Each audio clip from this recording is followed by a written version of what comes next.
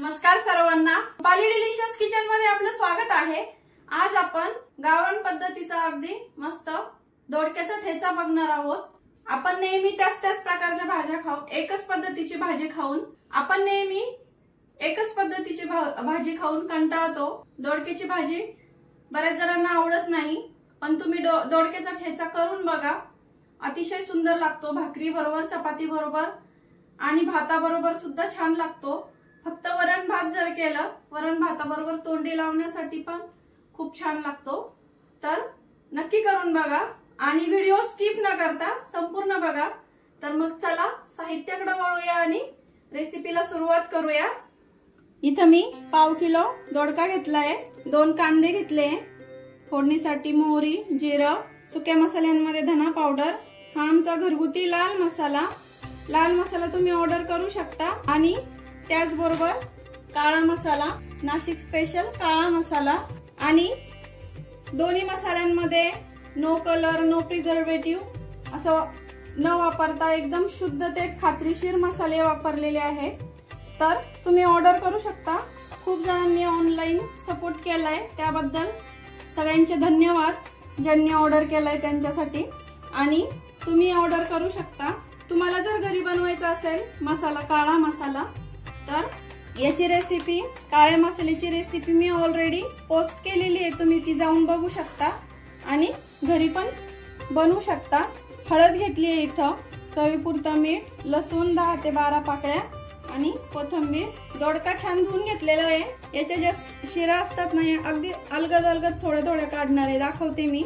आणि आपण हा खिसणीवर खिसून घ्यायचा आहे। भाजी करताना आपण ही पूर्ण याची शीर जी असते ती काढून टाकतो, पण ठेच्याला ती पूर्ण काढायची नाही, फक्त जी काळी पडली ना तर तीच काढायची आहे।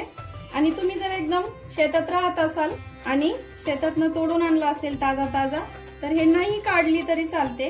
तर हे असं मी सर्व काढून दोडका असा खिसणीने खिसून घेते।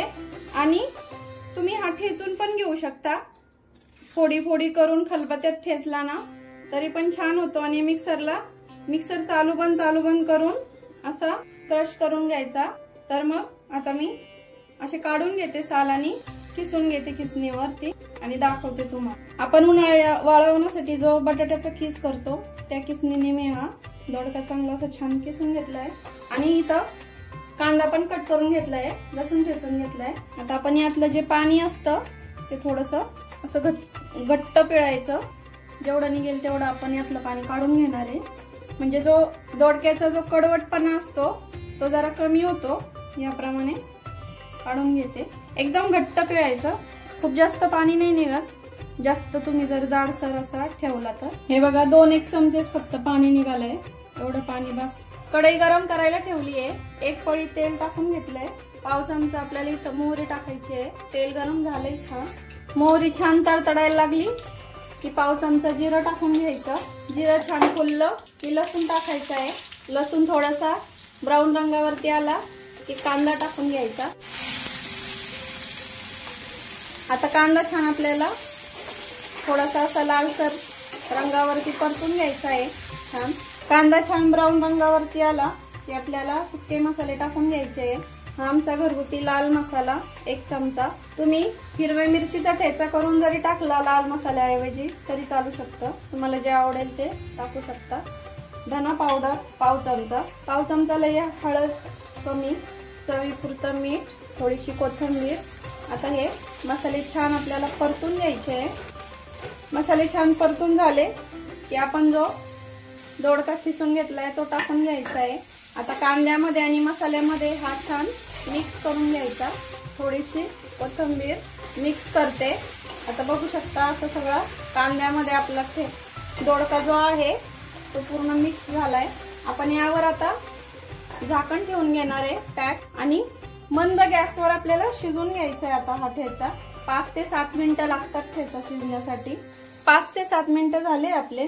1 ते 2 वेळा मी उघडून आणि थोडंसं मध्ये मधून हलवून दिलंय ठेचा, म्हणजे खाली करपू नये म्हणून।